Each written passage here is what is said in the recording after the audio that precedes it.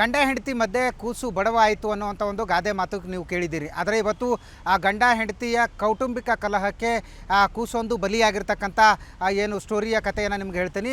ಆ ಕಲಬುರಗಿ ಜಿಲ್ಲೆ ಚಿಂಚೋಳಿ ತಾಲೂಕಿನ ಏನು ಹಸರಗುಂಡಿಗಿ ಗ್ರಾಮ ಏನಿದೆ, ಹಸರಗುಂಡಿಗಿ ಗ್ರಾಮದಲ್ಲಿ ಸದ್ಯ ಆ ಏನು ಗಂಡ ಹೆಂಡತಿಯ ಕೌಟುಂಬಿಕ ಕಲಹಕ್ಕೆ ಆ 4 ವರ್ಷದ ಗುಂಡೇಶ್ ಅನ್ನುವಂಥ ಆ ಏನು ಮಗು ಬಲಿಯಾಗಿರ್ತಕ್ಕಂಥದ್ದು.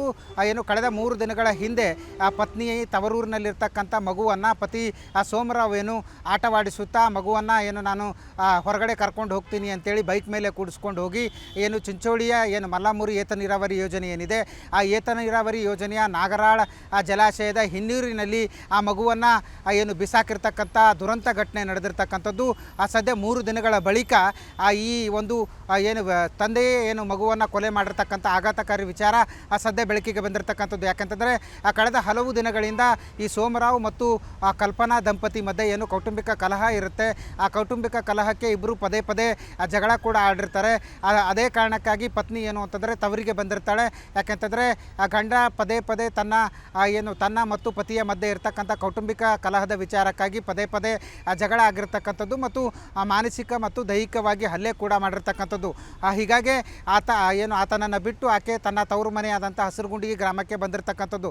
ಕಳೆದ ಹಲವು ವರ್ಷಗಳ ಹಿಂದೆ ಈ ಕಲ್ಪನಾ ಮತ್ತು ಸೋಮರಾವ್ ಏನು ಮದುವೆ ಆಗಿರ್ತಕ್ಕಂಥದ್ದು ಮತ್ತು ಖುದ್ದು ಕಲ್ಪನಾ ತಂದೆ ತಾಯಿ ಏನು ಅವರಿಗೆ ಗಂಡು ಮಕ್ಕಳು ಇಲ್ಲದಂಥ ಹಿನ್ನೆಲೆ ಈ ಸೋಮರಾವನನ್ನು ಮನೆ ಅಳಿಯನನ್ನಾಗಿ ಮಾಡಿಕೊಂಡಿರ್ತಕ್ಕಂಥದ್ದು.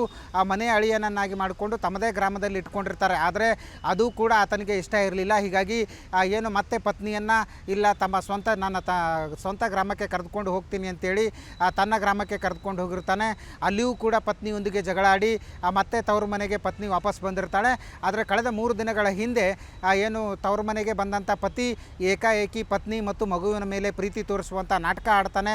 ಅದಲ್ಲದೆ ಸ್ವಲ್ಪ ಹೊತ್ತು ಮಗುವಿನ ಜೊತೆ ಖುಷಿಯಿಂದ ಆಟವಾಡುವಂಥ ಒಂದು ನಾಟಕ ಮಾಡಿ ಎಲ್ಲರನ್ನು ಕೂಡ ನಂಬಿಸುವಂಥ ಕೆಲಸಕ್ಕೆ ಮುಂದಾಗ್ತಾನೆ. ಅದಲ್ಲದೆ ಈತನ ಆ ನಾಟಕ ನೋಡಿದಂಥ ಏನು ಆ ಕುಟುಂಬಸ್ಥರು ಕಲ್ಪನಾ ಮತ್ತು ಆಕೆಯ ತಂದೆ ತಾಯಿಯೂ ಕೂಡ ಏನು ಪತಿ ಅಲ್ವಾ ಅನ್ನುವಂಥ ಒಂದು ಆ ನಿಟ್ಟಿನಲ್ಲಿ ಆತನ ನಾಟಕಕ್ಕೆ ಮರಳಾಗ್ತಾರೆ.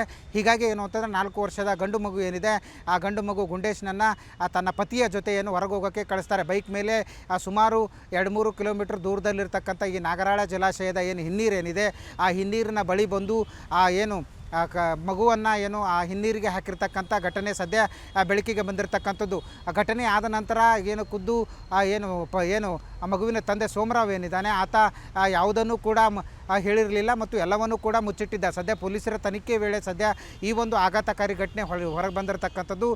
ಖುದ್ದು ಆ ತಂದೆಯ ಮಗುವನ್ನು ಬಲಿ ಕೊಟ್ಟಿರ್ತಕ್ಕಂಥ ದುರಂತ ಘಟನೆ ನಡೆದಿರ್ತಕ್ಕಂಥದ್ದು. ಅದು ಆ ಪತ್ನಿ ಮತ್ತು ತನ್ನ ಮಧ್ಯೆ ಇರತಕ್ಕಂಥ ಕೌಟುಂಬಿಕ ಕಲಹಕ್ಕಾಗಿ ಏನೂ ಅರಿಯದ ಮುದ್ದು ಕಂದಮ್ಮನನ್ನು ಸದ್ಯ ಆ ಬಲಿ ಕೊಟ್ಟಿರ್ತಕ್ಕಂಥ ಪಾಪಿ ಪತಿ ಜೈಲು ಪಾಲಾಗಿರ್ತಕ್ಕಂಥದ್ದು. ಸದ್ಯ ಚಿಂಚೋಳಿ ಪೊಲೀಸರು ಕೂಡ ಆತನನ್ನು ಬಂಧಿಸಿ ಜೈಲಿಗಟ್ಟುವಂಥ ಕೆಲಸ ಮಾಡಿದ್ದಾರೆ. ಆದರೆ ತನ್ನ ಮತ್ತು ಪತ್ನಿಯ ಮಧ್ಯೆ ಇರತಕ್ಕಂಥ ಏನು ಕೌಟುಂಬಿಕ ಕಲಹ ಏನಿತ್ತು, ಆ ಕೌಟುಂಬಿಕ ಕಲಹಕ್ಕೆ ಏನೂ ಅರಿಯದ ಆ ಗಂಡು ಮಗುವನ್ನು ಸದ್ಯ ಕೊಲೆ ಮಾಡಿರ್ತಕ್ಕಂಥದ್ದು ನಿಜಕ್ಕೂ ಕೂಡ ಆ ದುರಂತದ ಸಂಗತಿ.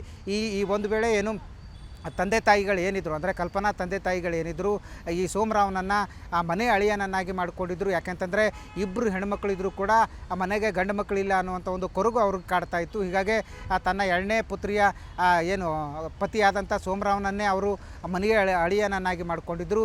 ಆ ಮನೆ ಅಳಿಯ ಇದ್ದುಕೊಂಡು ಎಲ್ಲವನ್ನೂ ಸರಿದೂಗಿಸ್ಕೊಂಡು ಹೋಗ್ತಾನೆ ಅನ್ನುವಂಥ ಒಂದು ನಂಬಿಕೆ ಅವರಲ್ಲಿತ್ತು. ಆದರೆ ಆ ಮದುವೆಯಾದ ಕ್ರಮೇಣವಾಗಿ ಆತ ಆ ಪತ್ನಿಯ ಮೇಲೆ ಏನು ಅನುಮಾನ ಪಡೋದು ಮತ್ತು ಪತ್ನಿಯ ವಿಚಾರವಾಗಿ ಏನು ಅಂತಂದರೆ ಕೌಟುಂಬಿಕ ಕಲಹ ಏರ್ಪಡ್ತು. ಆ ಕೌಟುಂಬಿಕ ಕಲಹವೇ ಇವತ್ತು ಖುದ್ದು ತನ್ನ ಆ ವಂಶದ ಕುಡಿಯನ್ನೇ ಬಲಿ ತೆಗೆದುಕೊಳ್ಳುವಂಥ ಹಂತಕ್ಕೆ ಹೋಗಿರ್ತಕ್ಕಂಥದ್ದು ನಿಜಕ್ಕೂ ದುರಂತದ ಸಂಗತಿ. ಕ್ಯಾಮ್ರಾ ಪರ್ಸನ್ ವಿಜಯ್ ಜೊತೆ ದತ್ತಾತ್ರೇಯ ಪಾಟೀಲ್, TV9 ಕಲಬುರಗಿ.